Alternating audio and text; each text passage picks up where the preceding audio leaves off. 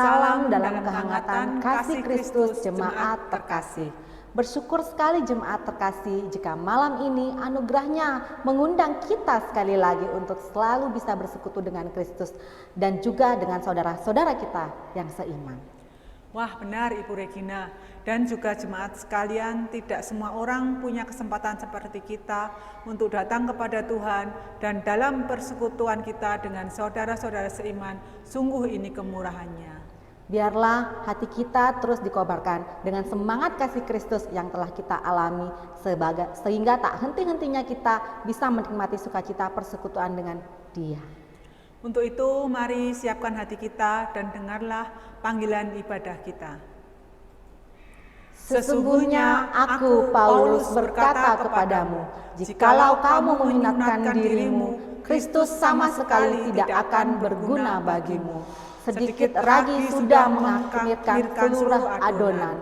Dalam Tuhan aku yakin tentang kamu, bahwa kami tidak mempunyai pendirian lain daripada pendirian ini. Tetapi barang siapa yang mengacaukan kamu, ia akan menanggung hukumannya, siapapun juga dia. Mari jemaat terkasih, wujudkan kerinduan hati kita malam ini, makin rindu dekat dan bersekutu dengan Bapa kita di sorga. Mari nyanyikan pujian Saat Teduh Bersamamu.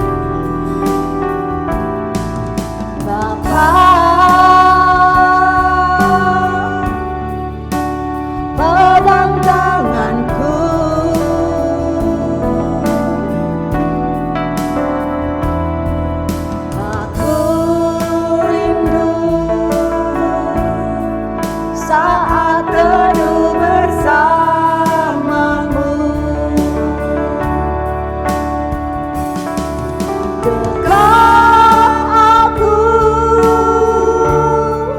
dalam hangat naunganmu, bawa hidupku padamu, masuk dalam altarmu yang kudus. Bapa, pegang tanganku,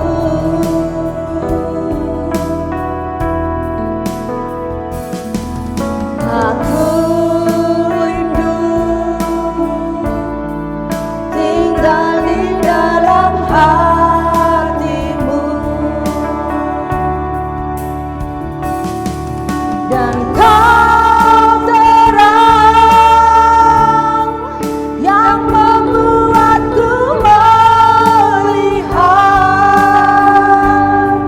melihat jauh ke dalam kebenaran-Mu, Bapa. Lebih dari nafasku, Bapa, ku perlukan kasih-Mu, Bapa. Berjalan di samping-Mu, Bapa, seumur hidupku. Lebih dari nafasku, Bapa, ku perlukan kasih-Mu, Bapa. Berjalan di samping-Mu, Bapa, seumur hidupku.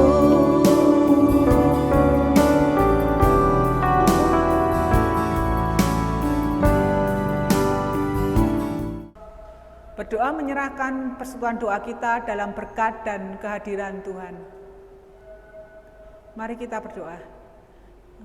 Ya Bapa, terima kasih Engkau kumpulkan kami saat ini untuk mengikuti acara persekutuan doa ini, walaupun mungkin hanya masih saat ini melalui online saja. Kiranya Engkau memberkati persekutuan ini dari awal, pertengahan, dan akhirnya, sehingga berkat-berkat-Mu dan apa yang di firman-Mu tercurah buat kami semua. Kiranya kami akan memulai persekutuan ini atas dalam nama-Mu saja. Amin. Ibu Hani, jika kita telah percaya sungguh-sungguh kepada Kristus sebagai Tuhan dan Juru Selamat kita, bukankah firman Allah mengatakan kita semua adalah satu keluarga Allah sebagai saudara-saudara seiman? Ya benar Ibu Regina dan jemaat sekalian. Firman Allah sendiri yang mengatakan bahwa kita disebut anak-anak Allah saat kita telah menyerahkan diri pada Kristus. Hubungan persaudaraan bukan berdasarkan pertalian darah atau suku atau hobi, tapi berdasarkan penebusan darah Kristus yang telah menebus kita yang berdosa ini. Wah, luar biasa sekali status kita ini di hadapan Tuhan sebagai keluarga Allah. Bukan hanya di dunia ini, tetapi persekutuan sebagai keluarga Allah adalah kekal sampai kita di sorga nanti. Benar Ibu Regina, sekalipun kita punya keragaman perbedaan karunia dan kelebihan masing-masing, namun kita dipersatukan sebagai saudara yang saling melengkapi, menjadi tubuh Kristus yang saling melayani satu dengan yang lainnya. Untuk itu, mari jemaat sekalian dengan sukacita kita ekspresikan persekutuan kasih kita dengan satu pujian. Satukanlah hati kami dan kukasihi kau dengan kasih Tuhan.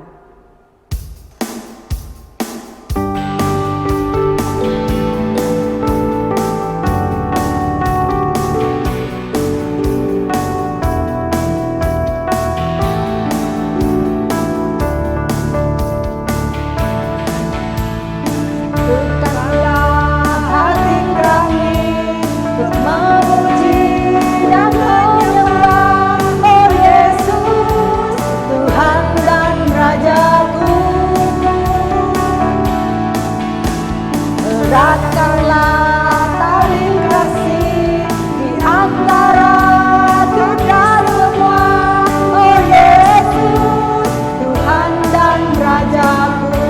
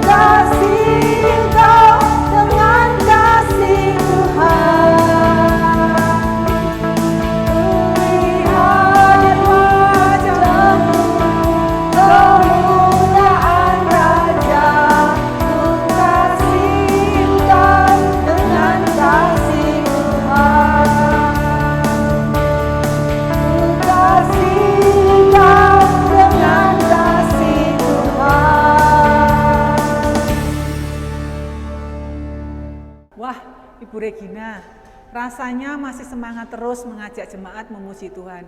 Namun, biarlah waktu yang Tuhan beri kita juga siapkan untuk mendengar Tuhan mengajar kita lewat firman Allah. Benar jemaat sekalian, teduhkan hati kita supaya kita makin menyadari arti persekutuan kita sebagai keluarga Allah sambil menyanyikan pujian seperti rusa rindu.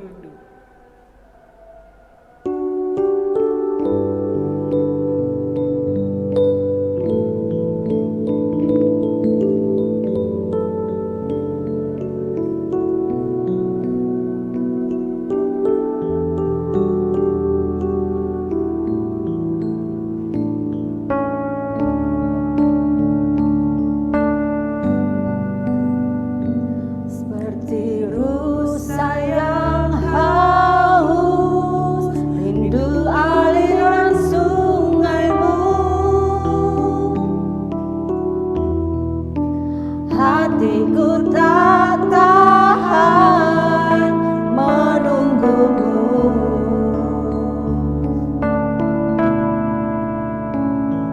bagai tanah gersang menanti datangnya hujan. Begitupun jiwaku,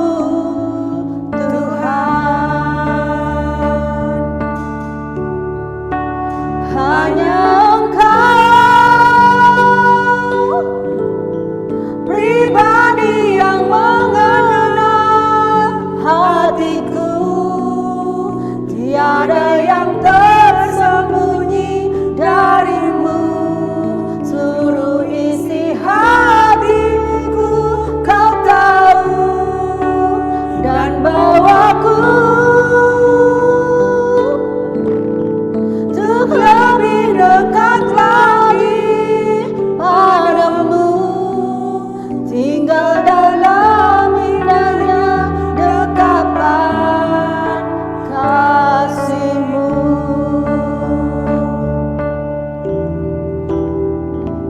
Seperti rusa yang haus, rindu aliran sungai-Mu. Hatiku tak tahan menunggumu, bagai tanah gersang menanti datangnya hujan. Begitupun jiwaku, Tuhan, hanya Engkau pribadi yang mengenal hatiku, tiada yang tersembunyi darimu. Seluruh isi hatiku Kau tahu, dan bawaku terlebih dekat lagi padamu, tinggal dalam indahnya dekapan kasih-Mu. Tinggal dalam indahnya dekapan kasih-Mu.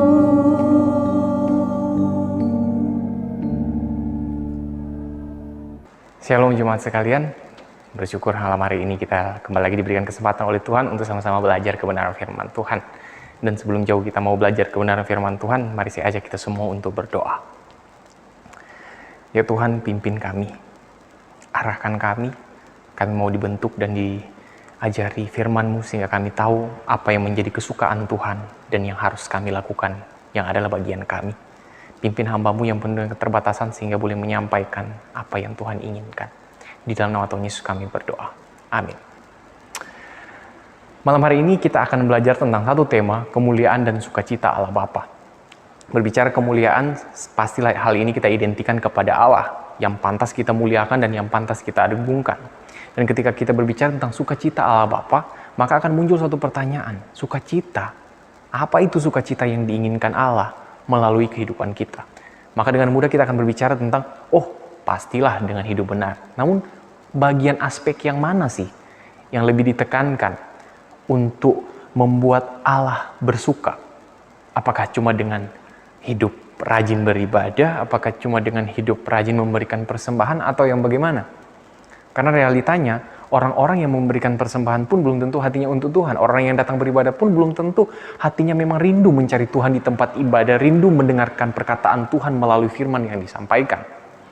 Maka realita yang sesungguhnya, kalau kita pengen tahu apa yang menjadi sukacita Allah, kita juga tidak boleh lari cari tempat yang lain. Karena Alkitab telah menjelaskan apa yang menjadi sukacita Allah di balik kehidupan benar kita. Saya ajak kita semua membuka kitab Lukas pasal 15 ayat 1 sampai dengan ayatnya yang ke-7. Sekali lagi Lukas pasal 15 ayat 1 sampai ayatnya yang ke-7 saya bacakan untuk kita semua. Para pemungut cukai dan orang-orang berdosa biasanya datang kepada Yesus untuk mendengarkan Dia. Maka bersungut-sungutlah orang-orang Farisi dan ahli-ahli Taurat. Katanya, ia menerima orang-orang berdosa dan makan bersama-sama dengan mereka. Lalu ia mengatakan perumpamaan ini kepada mereka. Siapa di antara kamu yang mempunyai 100 ekor domba, dan jikalau ia kehilangan seekor di antaranya, tidak meninggalkan yang 99 ekor di padang gurun, dan pergi mencari yang sesat itu sampai ia menemukannya. Dan kalau ia telah menemukannya, ia meletakkan di atas bahunya dengan gembira, dan setibanya di rumah, ia memanggil sahabat-sahabat dan tetangga-tetangganya, serta berkata kepada mereka, bersukacitalah bersama-sama dengan aku, sebab dombaku yang hilang telah aku temukan. Aku berkata kepadamu, demikian juga akan ada sukacita di sorga karena satu orang berdosa yang bertobat, lebih daripada karena 99 orang yang tidak memerlukan pertobatan. Saudara-saudara, ketika kita melihat perumpamaan ini, kita seperti merefleksikan suatu keadaan di mana Tuhan Yesus sedang menegur mereka, tetapi di dalam bahasa yang santun, sekalian menjelaskan apa keinginan Allah di mata orang-orang yang sering keliru. Karena kalau kita berbicara tentang keinginan Allah, semua orang bisa saja menjawab, tetapi semua orang belum tentu memiliki pemahaman yang benar tentang apa yang menjadi keinginan dan kesukaan Allah. Karena kalau kita melihat dari pasal 15 ini, itu menjelaskan secara terperinci dengan 3 perumpamaan. Tapi dalam hal ini saya hanya mengambil satu perumpamaan saja di pasal 15 ini. Karena intinya 3 perumpamaan ini berbicara tentang peristiwa yang sama. Peristiwa yang dalam arti makna yang sama, yaitu Allah merindukan orang-orang berdosa kembali kepadanya, dan hati Allah tertuju kepada orang-orang berdosa dengan suatu kerinduan bagaimana mereka harus mengalami kasih karunia itu.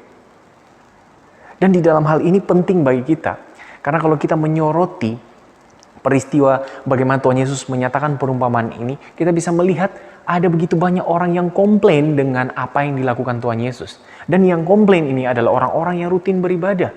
Yang komplain ini adalah pemuka-pemuka agama. Dan mereka memandang bahwa apa yang Yesus lakukan ini adalah salah. Bahwa apa yang Yesus lakukan ini adalah suatu ketidakbenaran. Dan Tuhan Yesus di dalam hal ini menunjukkan bahwa dia pun orang berdosa. Kalau dia hidup di dalam lingkungan orang berdosa, makan dan duduk dengan orang berdosa, semeja perjamuan dengan para pemungut cukai, orang-orang yang tidak terpandang. Nah, jelas di sini mereka langsung memakai stigma bahwa Tuhan Yesus tidak lebih daripada manusia biasa, dan Tuhan Yesus ini orang berdosa juga, makanya kumpul-kumpulnya dengan orang seperti itu. Dan mereka sangat marah. Tapi kita bisa melihat bagaimana Tuhan Yesus merespon mereka dengan kelembutan. Tuhan Yesus memberikan suatu gambaran, suatu perumpamaan untuk menjelaskan kenapa anak Allah harus datang ke dunia. Dan ada poin yang menarik di sini, saudara-saudara. Tuhan Yesus memberikan pernyataan seperti ini dalam perumpamaan itu. Siapa sih yang mempunyai 100 ekor domba, dan ketika dia kehilangan yang satu dan dia tidak meninggalkan 99 ekor. Tuhan Yesus mau bilang, dia yang mengalami kehilangan satu domba, dia akan meninggalkan 99 ekor dan mencari satu domba yang terhilang. Dan ketika dia mendapatkan satu domba, dia merangkulnya, dia memeluknya, dia menaruh di atas bahunya, dan dia sangat bersukacita. Bahkan saking sukacitanya, di situ dia mengadakan suatu pesta. hanya untuk satu domba yang terhilang ini. Dan Tuhan Yesus bilang seperti ini, bahwa ketika orang berdosa ditemukan kembali, orang berdosa yang telah hilang dan didapati kembali, di situ ada satu sukacita besar di sorga. Nah, yang jadi pertanyaan seperti ini, kok bisa ada sukacita di sorga? Poinnya adalah bahwa yang Tuhan kehendaki adalah pertobatan. Karena Tuhan tidak menghendaki manusia itu mengalami penghukuman. Tuhan tidak menghendaki manusia itu binasa. Namun karena keberdosaan manusia menghendaki dirinya sendiri untuk hidup hancur. Manusia menghendaki dirinya sendiri untuk celaka. Namun di sini kita bisa melihat kasih Bapa, yaitu adalah apa? Pertobatan dari setiap orang berdosa. Dan di sini kita bisa melihat ya, bukan manusia yang mencari Allah melalui perumpamaan ini. Bukan domba yang mencari Tuhannya, bukan domba yang terhilang yang mencari jalan keluar untuk menemukan tuannya dan kelompok domba yang awalnya bersama-sama dengan dia. Melalui perumpamaan ini, kita bisa melihat jelas bahwa sebenarnya Allah lah yang inisiatif mencari manusia. Dan ketika Allah mencari manusia, seharusnya ketika ada manusia selamat, ketika ada orang berdosa berbalik kepada Allah, disitulah bukan cuma sorga yang bersuka. Bahkan Allah melalui perumpamaan Tuhan Yesus ini menghendaki adanya sukacita juga bagi domba-domba yang lain, bagi jemaat yang lain. Bersukacita sebab sahabat, sekeluarga, perjalanan hidup di dalam Tuhan yang sebelumnya terhilang sekarang telah dapati kembali. Namun jadi pertanyaan seperti ini. Kapan terakhir kita bersukacita ketika melihat orang yang kita benci sekarang berbalik kepada Tuhan? Atau mungkin kita bisa aja berkata seperti ini kepada orang yang pernah menyakiti kita. Atau mungkin kita pernah berkata seperti ini kepada orang yang pernah kita lihat melakukan hal-hal yang tidak terpuji. Dan ketika dia berbalik kepada Allah, dia mau berdoa, dia mau melayani dan lain sebagainya, kita bilang, munafik itu. Dia cari muka. Munafik itu nggak benar.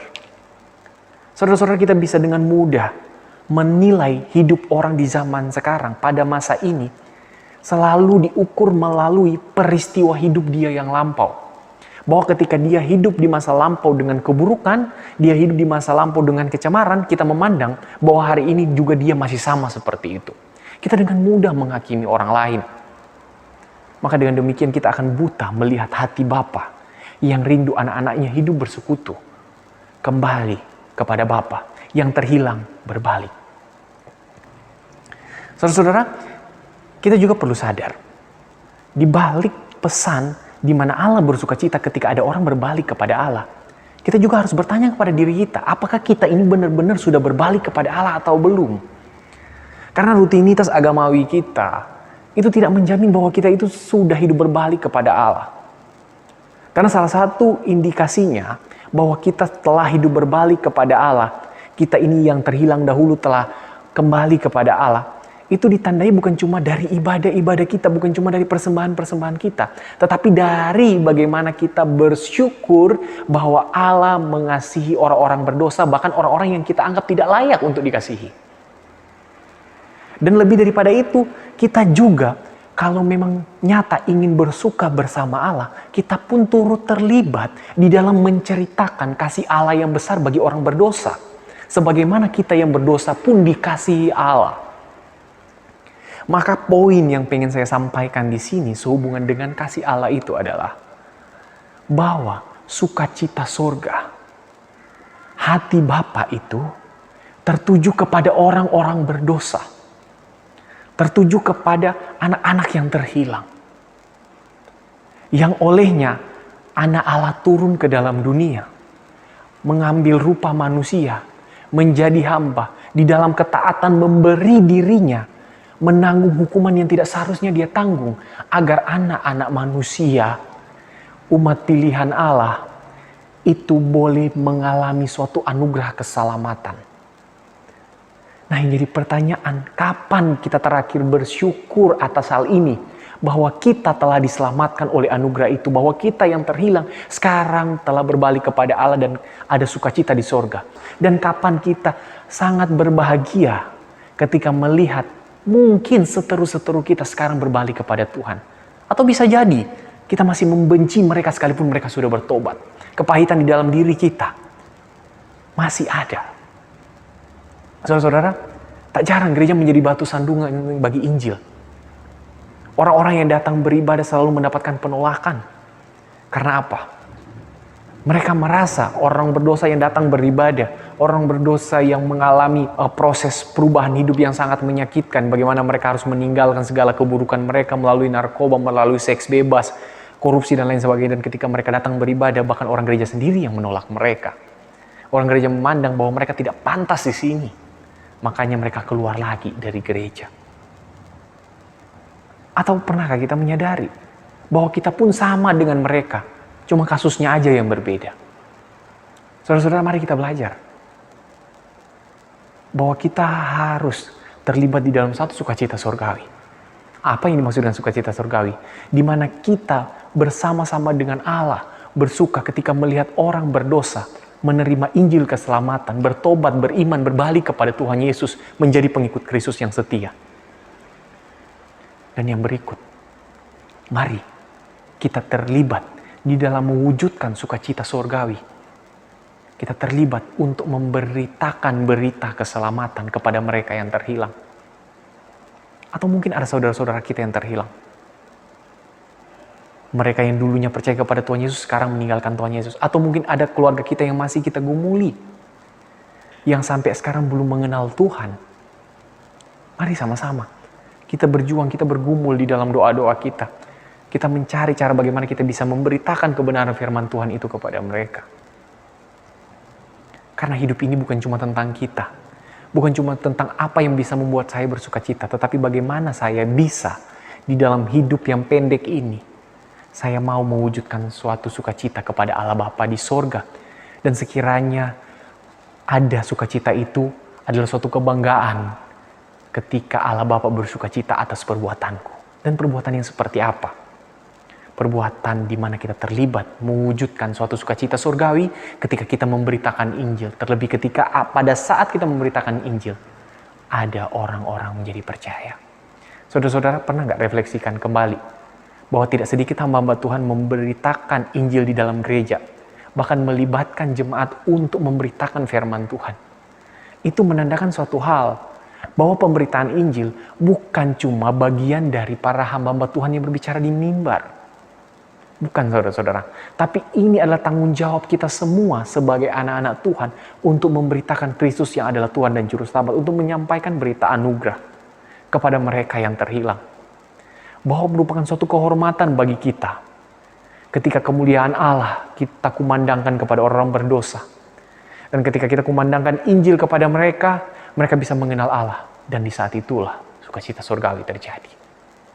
Kita tidak bisa membayangkan betapa riuhnya surgawi ketika mendengar dan ketika mengetahui bahwa ada orang berdosa berbalik kepada Allah. Sebagaimana sewaktu kita berbalik kepada Allah, di situ pun ada suatu sukacita surgawi. Pelayanan kita, apapun yang kita kerjakan, semua bisa membuat Allah bersuka. Tetapi tidak lebih daripada sukacita surgawi di mana ada orang berbalik kepada Tuhan. Mereka yang terhilang berbalik kepada Tuhan, terlebih ketika kita terlibat di dalamnya untuk memberitakan berita anugerah agar orang-orang yang berdosa, orang-orang yang terhilang bisa berbalik kepada Allah. Dan di saat mereka berbalik kepada Allah, ada sukacita dan damai sejahtera di dalam hati kita. Yuk, mari sama-sama. Kita mau belajar taat kepada Tuhan. Kita mau turut hidup sesuai dengan perintah Tuhan. Terlebih mau menjadi saksi Tuhan yang setia. Mewujudkan kemuliaan Allah di bumi melalui kehidupan kita dengan memberitakan berita kebenaran. Dengan menyatakan bahwa sukacita surgawi pun terjadi di dalam dunia ketika orang berdosa diselamatkan, berbalik kepada Allah. Jadi bagaimana? Siapa yang sudah kita gumuli sekarang ini? Siapa yang sedang sementara kita gumuli sekarang ini? Agar bisa berbalik kepada Tuhan, Allah Juru Selamat kita. Kiranya firman Tuhan yang singkat ini boleh semakin menguatkan kita, menuntun kita, memimpin kita. Supaya kita boleh hidup sesuai dengan apa yang Tuhan kehendaki. Mari kita satu di dalam doa. Kita berdoa. Tuhan, terima kasih kami telah belajar firman-Mu walaupun hanya singkat. Kami rindu, kami memiliki pertumbuhan iman oleh karena hal ini. Kami mengharapkan bahwa Tuhan juga melibatkan kami di dalam satu sukacita surgawi. Kami bersuka ketika melihat orang bertobat dan kami terlibat juga di dalamnya. Kami rindu Tuhan. Dan hamba-Mu yang penuh dengan keterbatasan telah menyampaikan, kiranya Tuhan yang memeteraikan di dalam hati anak-anak-Mu, dan Tuhan yang dengan karya Allah Roh Kudus memimpin kami semua, agar boleh hidup sebagaimana yang Tuhan kehendaki. Dalam nama Tuhan Yesus kami berdoa. Amin. Bersyukur sekali jemaat terkasih jika malam ini firman Allah mengajarkan kita bagaimana kita boleh belajar menghidupi cara hidup jemaat mula-mula. Kiranya karya Roh Kudus yang menolong kita menghidupi kebenaran firman Allah ini untuk dipraktekkan dalam hidup kita masing-masing berjemaat yang tekun dalam pengajaran, ibadah dan persekutuan, bahkan saling mengasihi dan peduli sebagai keluarga Allah dalam kesusahan dan penderitaan saudara kita seiman. Mari menjadi doa kita, Tuhan Yesus sumber kasih memampukan kita hidup dalam persatuan kasih, nyanyikan pujian, Kasih pasti lemah lembut.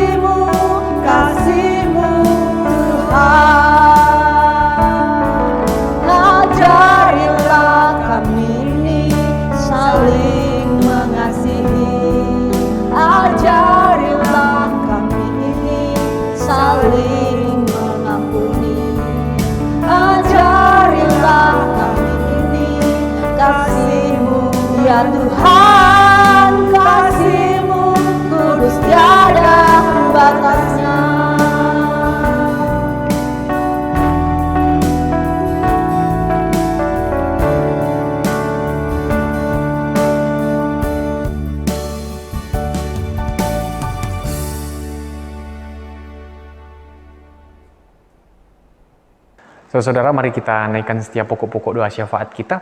Untuk pokok doa syafaat yang pertama, mari kita bersyukur atas anugerah Tuhan yang boleh memperkenalkan kita kepada hati Bapa yang rindu pertobatan orang-orang yang terhilang. Mari kita sama-sama berdoa. Kami bersyukur kepadamu Tuhan Yesus, oleh karena kasih dan anugerah-Mu bagi setiap kehidupan kami. Kami menyadari benar ada begitu banyak keterbatasan kami untuk bisa mengetahui apa yang Tuhan kehendaki untuk kami lakukan.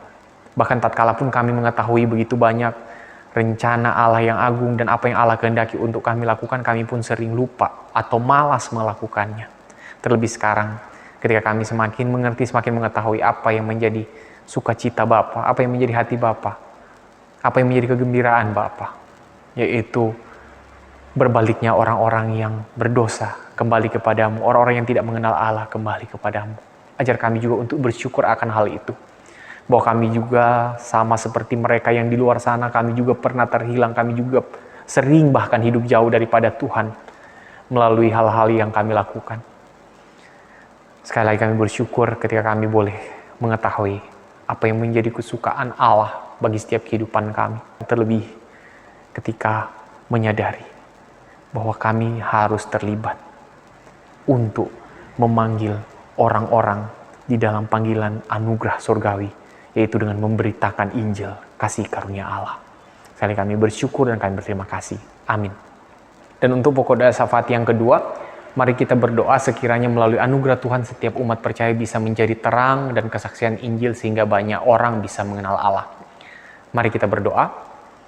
Bapa, kami juga merindukan hidup kami yang penuh dengan keterbatasan. Hidup kami juga yang terbatas waktunya ini. Boleh menjadi garam dan terang dunia. Boleh menjadi terang yang menyinari segala tempat yang penuh dengan kegelapan dosa. Kami mau menjadi jemaat yang misioner. Kami mau menjadi jemaat yang rindu memberitakan firman kepada setiap orang. Kami menjadi terang Injil di dalam memberitakan kebenaran. Kami menjadi militan-militan Kristus dimanapun kami berada, baik di tempat kerja kami, baik di sekolah kami, dimanapun kami berada, di lingkungan sosial pun kami tetap menunjukkan teladan kasih Kristus. Sekiranya kami masih takut untuk memberitakan kebenaran Injil, Tuhan juga menguatkan kami. Dan sehingga juga kami bisa memiliki tindakan-tindakan yang bisa mencerminkan kasih Kristus ada dalam diri kami, dan melalui tindakan-tindakan kami orang-orang di sekitar kami boleh mengenal Allah. Kami mengharapkan anugerah surgawi itu turun atas hidup kami.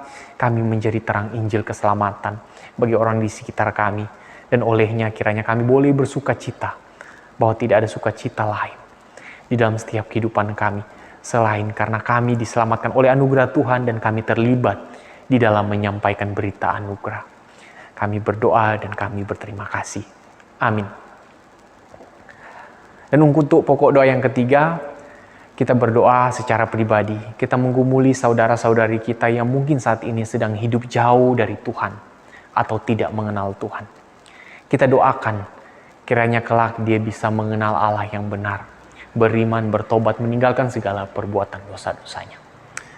Mari sama-sama kita berdoa menggumuli saudara-saudara kita yang mungkin sekarang ini hidup terhilang dari Allah atau mungkin tidak pernah mengenal Kristus. Kita berdoa. Kami kembali berserah kepadamu Tuhan. Ada begitu banyak orang-orang yang kami gumuli. Baik keluarga kami, kerabat kami, teman-teman kami. Yang hidup di dalam dosa. Yang hidup menjauh dari Tuhan. Yang ingin hidup di dalam kebebasan yang liar. Kami rindu mereka berbalik kepada Tuhan, mereka bertobat. Mereka mengenal Allah dan Juru Selamat dan memberikan hidup mereka. Sehingga mereka boleh merasakan suatu sukacita surgawi. Karena Allah yang memberikan mereka anugerah keselamatan. Kami juga mau berdoa bagi mereka yang terhilang. Saudara-saudara kami, kerabat kami, teman-teman kami. Kami mengharapkan kasih karunia Allah. Allah memperkenalkan diri kepada mereka melalui kebenaran firman Tuhan, melalui karya Roh Kudus yang memakai anak-anak Tuhan, dan melalui karya Roh Kudus yang memakai begitu banyak cara untuk membuat anak-anak yang terhilang kembali kepadamu. Tuhan, kami mohon pimpinanmu, bahwa tuntunan kasih-Mu lah yang menyanggupkan kami, bahwa tanpa kasih karuniamu yang menuntun kami tidak akan dapat memenangkan siapapun. Bapa, kami rindu keluarga-keluarga kami yang hidup jauh daripada Tuhan berbalik kepadamu.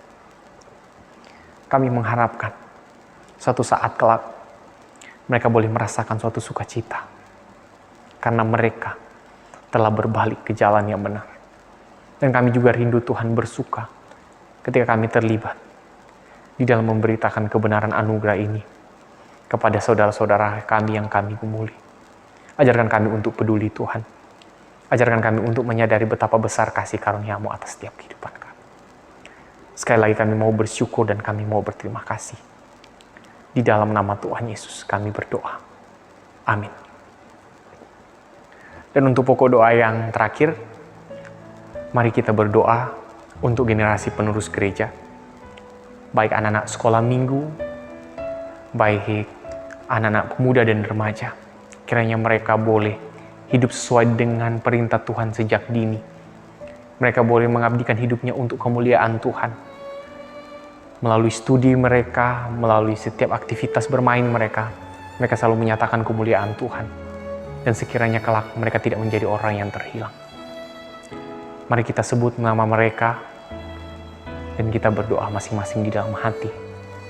Kita mengasihi mereka sebagai anak-anak kita, sebagai saudara-saudara kita, sebagai sahabat-sahabat kekasih kita. Anak-anak sekolah minggu dan pemuda remaja. Mari kita satu dalam doa. Kita berdoa dalam hati.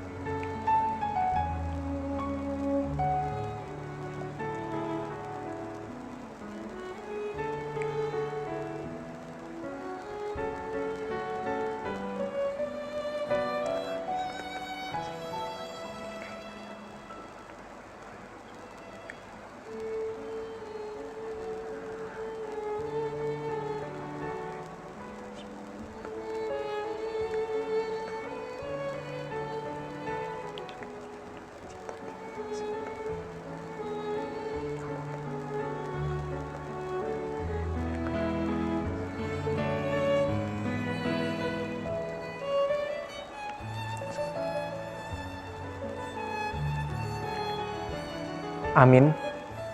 Demikian jemaat sekalian, kesempatan indah dan berkat Tuhan yang telah kita terima melalui semua rangkaian persekutuan doa pada hari Rabu ini, kita awal dari awal sampai akhir. Kiranya Kristus memberkati kita semua.